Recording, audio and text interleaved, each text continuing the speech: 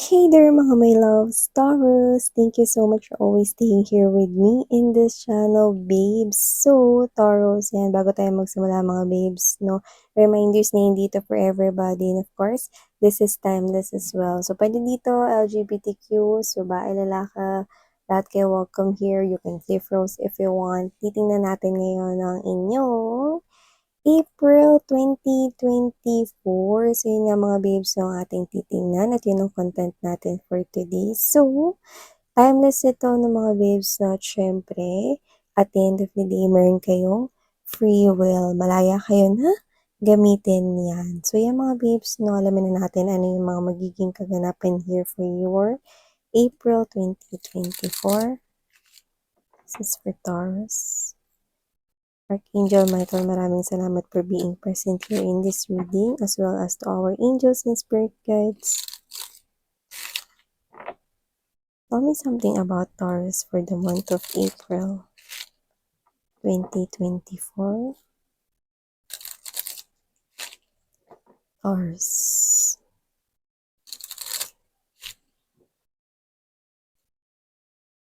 Just gathering up all the energies here for you guys before we start.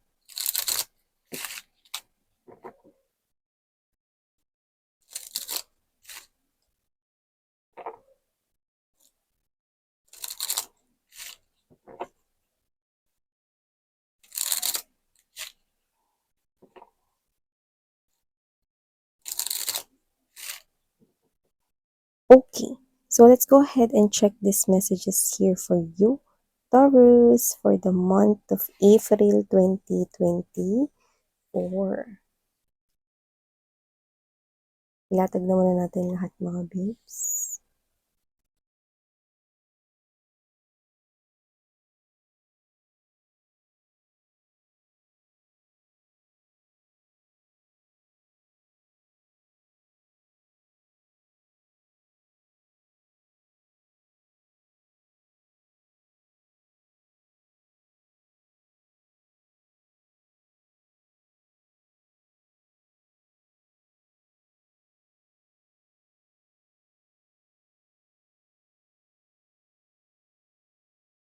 Oh,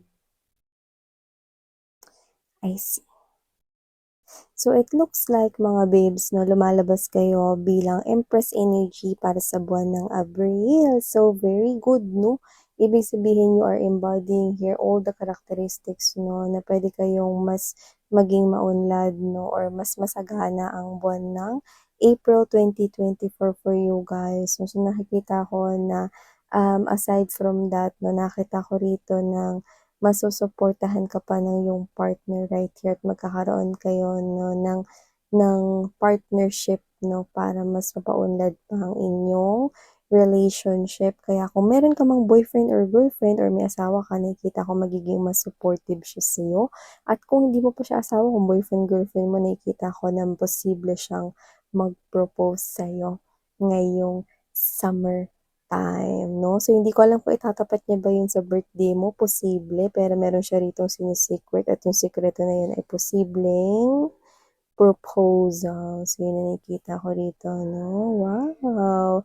And also, what I'm picking up right here, mga babes, no? Yeah. Meron siya rito parang mga actions na gagawin na parang tinatago. Kasi mabilis kasi kayo makapick up mga babes, no? So, parang itatago niya yun. So, surprise na kasi kayo. Okay? Minsan kasi kapag ka parang sinusurprise niya kayo, no, parang hindi kasi siya ganun kagaling na hindi ipa-obvious yung mga ginagawa niya. Kaya parang kayo to na parang nagtataka kayo, nako-confuse kayo. Ano yun? Ngayon, may tatago ka. Pero I think, no, ito ay may kinalaman sa kanya ritong proposal. Very specific, no? This person here wants strong partnership with you. Yan, no? At kung asawa mo naman na yun, nakikita ko na masusuportahan ka pa niya rito, no? Lalo na yung iba sa inyo, kung meron ba kayong trabahong tatanggapin sa ibang lugar, nakikita ko na susuportahan niya kayo rito. At wala kayong dapat ipag-alala kasi I think wherein ninyo yung LDR. Okay, nakikita ko na magtatagumpay kayong dalawa kahit LDR yung maging connection ninyo or relationship ninyo. Okay, just take how this resonates. We have here the energy of Two of Swords energy and the Four of Swords. I do see, no, na parang kayo to na meron kayo ritong pag-iisipan, maaaring meron kayo ritong options or dalawa ang inyo ritong options, pwede ring tatlo, no? At nakikita ko, no, na um, maguguluhan kayo kung ano yung dapat ninyong i-push or ano yung dapat ninyo dito na i-accept. Pwedeng offer to sa trabaho, offer naman to kung may mga nanliligaw sa'yo, baka may love options ka para sa mga single dyan, no? So, nakikita ko natutulungan ka ng yung angels and spirit guides right here dahil nga may confusion, gusto nila na makatulong sa'yo at magpapadala sila ng mga clue or sagot, no, sa inyo rito na katanungan. No? So, magpapakita ito sa inyong mga panaginip, no? Yung mga sagot nila ng iyong mga angels and spirit guides, no? So, be aware kasi maaaring meron kayo rito iisipin or baka ngayon, no, iniisip niyo na kung ano yung dapat nyong piliin. Ito bang trabaho na to? Kung trabaho to. Ito bang business na to? Dapat kong i-business or what? Or ito bang tao na to? Yan. So, nakikita ko rito na posibleng magkaroon ka rito ng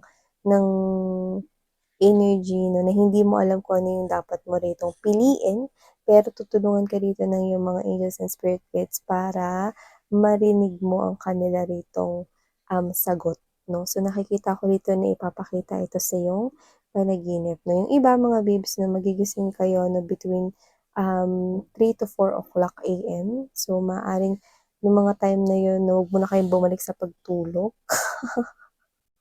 Kasi posibleng dun ipakita, no, sa inyong mind yung sagot. So, maaaring may maisip kayong idea or word na may kinalaman dun, no, yun yung tulong na ibibigay sa inyo ng yung angels and spirit guides right here. So, nakikita ko rito that with the Four of Cups energy, na marami talagang offer na darating sa'yo ngayong April, no? So, offer sa trabaho, offer ng connection, offer din sa love life para sa iba. At nakikita ko rito na dahil meron ka ritong tinataglay na Empress energy, nakikita ko na hindi mo mamimiss ang mga opportunities na magaganda. No, hindi mo yun mamimiss kasi alam mo rito kung ano yung dapat mong gawin, no, patungkol sa mga bagay na yan. So, nakikita ko rito, mga babes, no, na meron dito kasing nakikita kong mga pwedeng makialam sa gustong maging desisyon mo rito, pero nakikita ko na hindi mo sila hahayaan na istorbohin, no, ang iyo ritong pagde-decide. So, iba to dun sa kanina. Okay, nakikita ko na iba to na uri ng offer na dumadating sa'yo. Kasi dito mukhang alam mo na, I think this is the usual na dumadating na offer sa life mo. Okay, alam mo na kung paano to paikot-ikutin or what, no? Pero yung kanina, I think yung options na yun, no, is much harder or difficult for you. Kaya tutulungan ka na ng yung mga angels and spirit guides, no, na mag-decide about that. And also, nakikita ko nito, mga babes, no, na meron ka ritong maaaring gustong makamit, ma-achieve, no, on the month of April. Nakikita ko makukuha mo na yan. Basta protektahan mo lang yung energy mo, huwag ka mag-doubt, no. Maaaring meron ka ritong gustong i-manifest, no, na wish na mangyari sa yung reality, sa yung 3D world right here. Nakikita ko na mangyayari na yan ngayong April. But you need to protect your energy. Kasi meron dito mga energy na posibleng magpainit ng ulo mo, no, or magkaroon na rito ng pag-overanalyze or overthinking sa side mo. So, huwag mong hayaan na mangyari yon ngayong buwan ng April para tuloy-tuloy na, no, yung pagkuha mo dito sa wish mo na ito. Bakit ko sinasabi yan? Kasi with the Seven of Pentacles energy, nakikita ko ito na matagal mong hinantay yan. At gusto ko na yan makuha mo na rin yan ngayong April. So, kailangan mo rito i-maintain ang pagiging positibo, huwag kang mag-doubt, no? At huwag ka rin masyadong mag-attach, no, na meron kang wish na makukuha, no? Kasi the more na iniisip mo yung wish mo, the more na nagkakaroon ng delay. So, mag-focus ka lang sa present moment at gawin mo lang yung mga bagay na ginagawa mo. Tuloy mo lang yung trabaho mo, no? And live in the present moment. Okay? Total, konting kembot na lang naman, April na, 'di ba? So, para makuhaan mo na to, no, ma-achieve mo na tong Nine of Cups na 'to, ano man 'yan. Yung iba, malinaw dito na 'yan ay tagumpay sa kaperahan. So, ang ganda, 'di ba? So, meron akong nakikita rito mga babes 'no, na meron ba kayo ritong friend na blinak or nakikita ko sa iba, iba-block niyo yung friend niyo. Friend or baka kapitbahay or gusto makipag-friend sa inyo sa social media, puwede ring iba, personal as in personal ninyo siyang iba-block 'no, like literally hindi niyo na siya kakausapin, lumalabas siya bilang friend rito. Okay, so whoever this individual is 'no, I think this is someone here na puwedeng hindi naging maganda yung inyong naging samahan 'no, or meron siya ritong nagawa sa inyong hindi maganda at yun yung nag-cause or magko-cause ng inyong, connection na mag-close, 'yan. So, puwedeng meron ditong kaibigan 'no na, magkaroon kayo ng alitan ngayong April 'no. Nakikita ko na magkakaroon kayo ng sagutan or argumento rito 'no, kung saan ang nakakaloka 'no, nakikita ko na ditong mali siya, pero posibleng ipaglaban niya pa rin yun. Alam mo yung gano'n? So, whatever the case may be, alam mo na parang pinapaikot-ikot na lang niya 'to 'no, alam mo naman kung ano yung totoo 'no, parang gusto mo na lang is parang aminin niya yun, sabihin niya na nagkamali siya period 'no, baka pag-isipan mo pa 'no, kung patatawarin mo siya or hindi. Pero dito, pinikot-ikot niya pa rito, nagmamatigas siya rito, gusto niyang manalo sa argumento na ito 'no, at nakita mo rito na hindi mo na siya puwedeng pagkatiwalaan 'no, at ganito yung energy niya, then you're saying no. Kasi dito parang nakita ko, 'pag inamin niya yung mali niya baka puwedeng kausapin ko pa siya or pagbigyan ko pa siya, 'no. Pero dito nakita ko totally binablock mo na 'tong friend mo na 'to. Puwede ring ano mo 'to, mga kapitbahay or puwedeng katrabaho na basta nakikita ko rito na parang tinetest mo siya. Tinitingnan mo rito 'no, kung aaminin niya ba yung mali niya na yun o hindi, pero it will end up na hindi niya yun aaminin because of pride, because of huge ego, 'di ba? And also nakita ko rito mga babes 'no, na meron ditong magandang flow pagdating sa money mo. So, hindi ko alam kung meron ditong magiging famous or sikat 'no, doesn't have to be na worldwide, pero nakikita ko rito na mukhang, magiging matunog. Puwedeng yung pangalan mo o yung business mo, like mare-recognize ka ng mga tao around you. Okay, like let's say hindi naman kailangan na pang buong mundo, pero ganito na parang meron dito na task kang, maa-accomplish ngayong April kung saan mare-recognize ka ng mga katrabaho mo. 'Di ba everyday 'pag pumapasok tayo sa work or 'pag pumapasok tayo sa school or whatever, kung ano man yung ginagawa mo ngayon 'no, normal lang 'no, pero dito, "Uy, congratulations, ang galing mo." 'Yan, nakikita ko nare-recognize ka rito na parang, "Uy, paano mo ginawa yun? Send tips." Yung mga gano'n, nare-recognize rito or mare-recognize rito either yung pangalan mo or yung business mo. Nakikita ko na magiging matunog 'no, alinman diyan. So, kung businessman 'yan, nakikita ko na marami rito 'no, ang mahihikayat mo pa na tangkilikin ano man yang business mo na 'yan. So, nakikita ko rito na social media is the key, kaya kung hindi mo pa nalalagay sa social media 'yan 'no, then maaari mong i-consider na i-create 'yan mga babes 'no, ng page or official page o puwede rin naman na ilagay mo 'yan sa online. Okay, gamitin mo 'no, mag-take advantage ka 'no sa mga advanced technology natin ngayon, yun yung nakikita ko here. Hindi kasi magdadala yan ng good money flow sa inyo. Yung iba nakikita ko rito hindi kayo aware pero magbubunga rito ang puno ng mga pera, yan 'no. So whatever the case may be, puwedeng meron kayo rito na hindi niyo alam 'no na magdadala yan sa inyo 'no ng pera 'no, at posibleng yung pera na yun ay dumating ngayong April. Iba 'to mga babes 'no. Puwedeng ito yung pinag-investan mo na noon, posible yun at ngayon nakikita mo na tutubo na ito, magbubunga na, fruition ang tawag dun. So nakikita ko rito 'no na na mga babes kung ano man ito, hindi mo 'to nakikitang paparating. Yung iba kung may nililigawan kayo or meron kayo rito na gustong magtapat sa inyo ng feelings and emotions, especially if you are, single right now, nakikita ko na yung mismong tao na yun, okey, yung kusang lalapit sa inyo. Mm. At nakita ko rito na kung sino man yon, malaki ang posibilidad na siya na rin talaga yung makatuluyan mo kasi lumalabas sa kanya 'no, yung 3 which is the powerful sign of stability, stable na connection 'no. Someone who will give you that emotionally stable, that pangarap, natutuparin together with you everything under the sun that this person here wants in a relationship, in a long term, in a long lasting relationship is nasa iyo. So, I love it.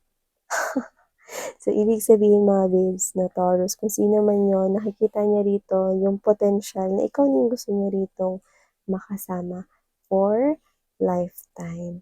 So, yun nga, no, aside from that, nakita ko rito ng hindi ko alam kung mini-reunion ba 'to, pero nakikita ko rito na yung mga old friends mo at ikaw, nakikita ko kayo rito that you are in a table talking, okey? Nagkukuwentuhan here, so puwedeng posible magkita-kita kayo rito at posibleng biglaan 'to, mm. Yung iba 'pag biglaan kasi natutuloy. Siguro kayo yung tropang drawing 'no? Pero dito sa reading niyo nakita ko na matutuloy 'to 'no? Kasi dito mukhang hindi na makakapag-isip lahat, eh, biglaan kasi, 'yan 'no. "Puwede ba kayo ngayon? Okey, tara na, go." 'Yan. So, nakikita ko na mag-uusap-usap kayo together with your friends, happy time, fun time lang 'no. At nakikita ko na magta-try kayo rito ng mga activities na hindi niyo pa nata-try or magta-try kayo ng, new restaurants 'no, like ibang tambayan naman, 'yan. So, I'm also picking up right here for you guys 'no, na meron ditong tawag na papasok sa inyo. So, puwedeng cellphone yun or, I mean phone call or video call or kung ano man yun 'no, nakikita ko rito na iniintay mo talaga yung mensahe na yun na dumating. So, kung kanino man galing yun, malinaw na sinasabi rito na iniintay mo talaga yun na dumating na mensahe na yun. So, kung ano man 'yan, paparating na yung mensahe na yun o yung tawag na yun o yung text na yun ngayong Abril 2024.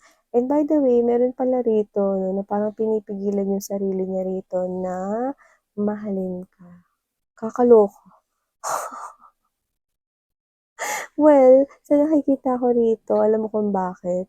Kasi nakikita ko rito na parang sinasabi niya 'no, na hindi rito tumatama yung kanya ritong mga parang status niya sa trabaho or hindi ko alam kung may pagkakaiba ba rito sa inyong, status sa work kasi nakikita ka niya bilang someone here na mas nakakaangat sa kanya. So, meron tayong nakikitang insecurity sa energy niya 'no. So, kung sino man siya mga babes 'no, mukhang ang nangyayari ngayon 'no is nagdedesisyon siya rito na wag na ipaalam yung feelings and emotions niya sa'yo dahil hindi niya rito kaya na pantayan yung energy mo. Hindi niya kayang pantayan rito yung success mo, yun yung nakikita ko rito.